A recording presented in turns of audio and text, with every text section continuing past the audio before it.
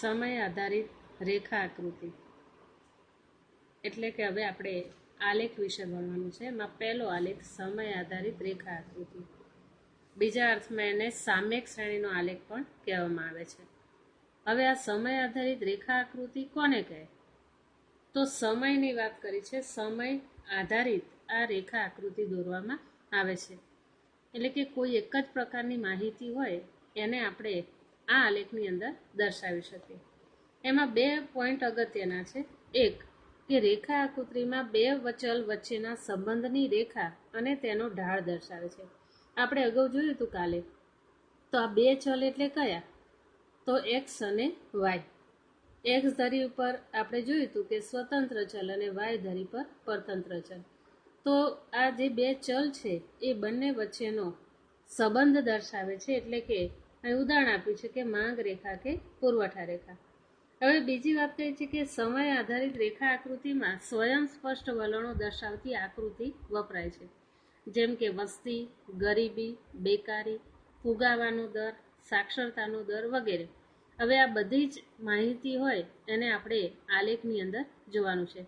પહેલાં તો તમારી બુકની અંદર આપ્યો છે આલેખ, એ બુકના આધારે આપણે એનો કોઠો જોઈશું. કોઠો તમારી બુકમાં છે એના આધારે જોતું જવાનું છે અને આલેખ હું દોરાવું એ રીતે તમારે આલેખ દોરવાનો છે.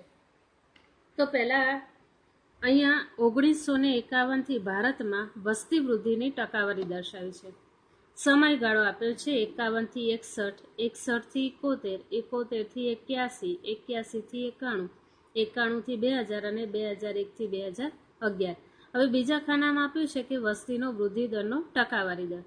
તો દરેકની ટકાવારી આપે છે જુદી જુદી. હવે આપણે આલેખની અંદર જોવાનું છે. પહેલાં એક કોઠો ખાસ સમજવાનો કે દાખલા તરીકે અહીં સમયગાળો આપ્યો છે તો દર 10 વર્ષનો સમયગાળો છે. 51 થી 61 એટલે 10 વર્ષ.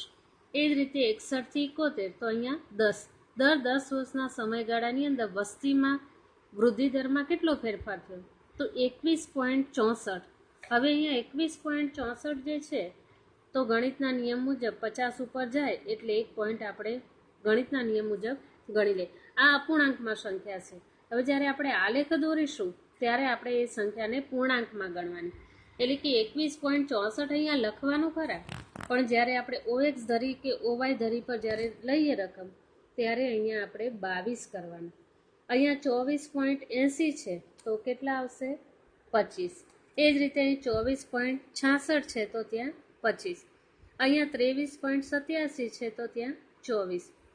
અહીંયા 21.54 છે તો અહીંયા આપણે 22 લેવાના અને 17.64 એટલે આપણે અહીંયા 18 લેવાના. હવે તમને પ્રશ્ન થશે કે આ લેવાનું કે આ લેવાનું?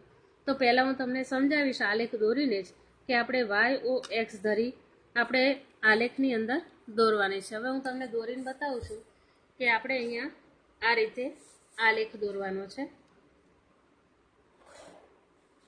અહીંયા આપ્યું છે Y, O અને X. હવે તમને કાલે જ મેં કીધું હતું કે OX ધરી પર કયા સ્વતંત્ર ચલ આવશે? તો અહીંયા આપણે કોઠાની અંદર શું છે? સમયગાળો અને વસ્તી વૃદ્ધિનો દર. તો આપણે અહીંયા શું આવશે? સમયગાળો. એટલે કે દર 10 વર્ષનો સમયગાળો છે એ આપણે અહીં લેવાનો છે. જેમ કે કુલ તમે જુઓ 1, 2, 3, 4, 5, 6 ખાના છે એટલે આ રીતે પોઈન્ટ આ પાડવાના 2, 3, 4, 5 અને 6. અહીં લખવાનું 51 થી 61, 61 થી 71, 71 થી 81, 81 થી 91, 91 થી 2001 અને 2001 થી 2011. બરાબર. તો OX ધરી પર શું આવ્યું? આ વર્ષ આપ્યા એટલે કે સમયગાળો. હવે OY ધરી પર શું લેવાનું છે? તો વસ્તી વૃદ્ધિ દર એટલે આપણે પરતંત્ર ચલ લેવાનું છે. હવે અહીંયા આપણે આલેખ દોરીએ ત્યારે ખાસ કોઠાની અંદર આપ્યું છે આંકડા આપ્યા જે છે એ આંકડાને આધારે સૌથી વધુ રકમ કઈ છે? સૌથી મોટી સંખ્યા. તો આપણે અહીંયા જોઈએ છે કે 24.80, 24.66 એટલે કે આ 25 જે સૌથી મોટી છે.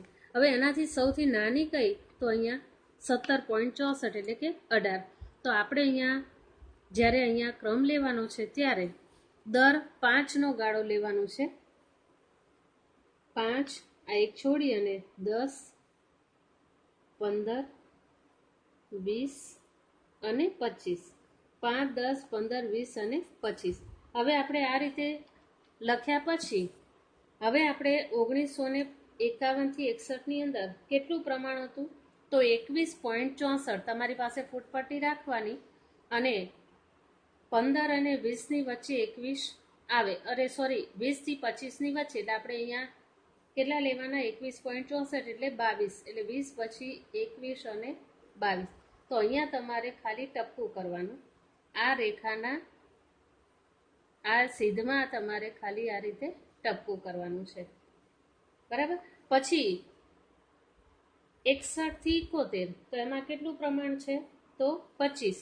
તો આપણે અહીંયા 25 છે, તો આ 61 થી 71 લઈ અને 25 આપણે અહીંયા ખાલી ટપકું જ કરવાનું છે, કારણ કે આપણે આ રેખા આકૃતિ દોરવાની છે. પછી પાછું બીજું છે 71 થી 81, એ પણ 25 જ છે. તો તમારે આ 25 છે તો એ તો એનું એ જ આવશે, પોઈન્ટ સરખું જ આવશે પ્રમાણ. પછી તમે જુઓ કે ઘટે છે 24, 22 અને 18. તો પછી આપણે કેટલું લેવાનું છે?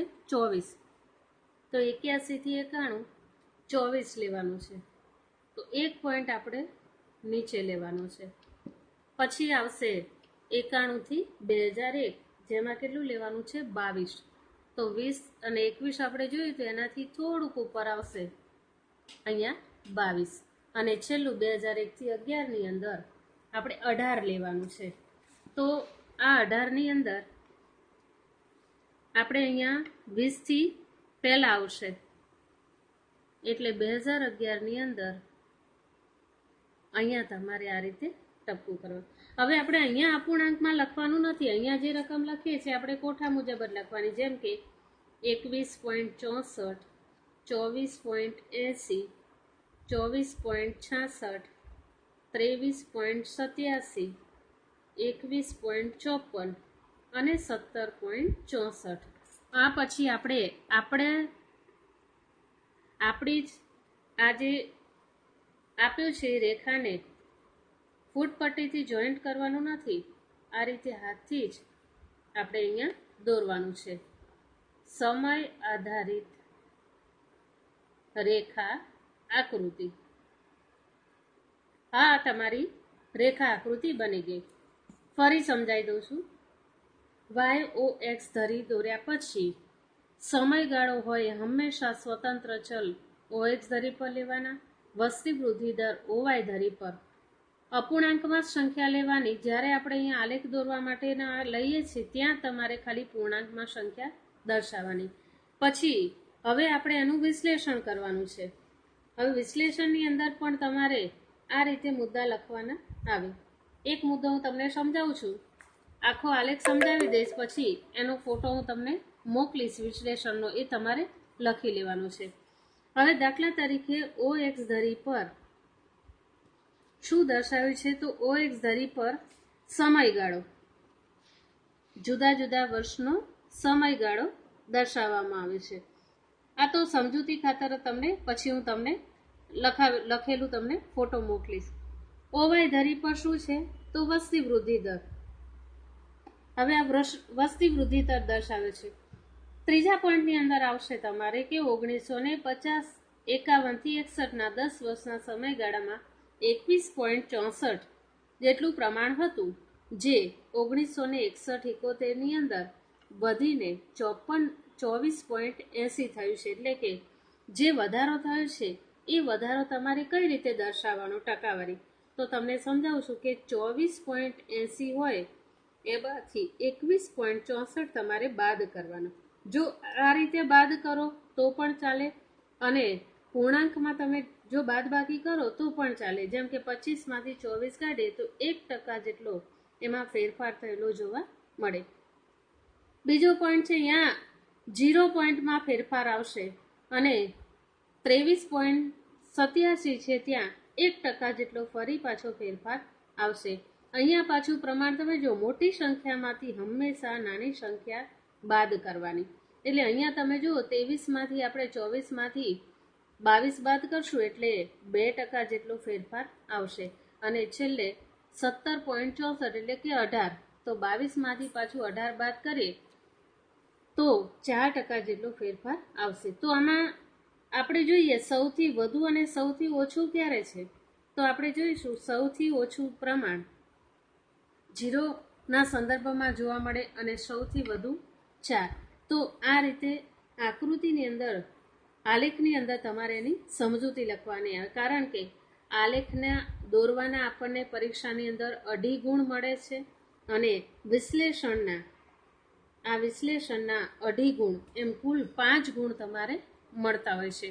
તો આ એક આલેખ થયો આપણે, એનો હું તમને ફોટો પાડીને આલેખ અને સમજૂતીનો મોકલું છું. ઓકે.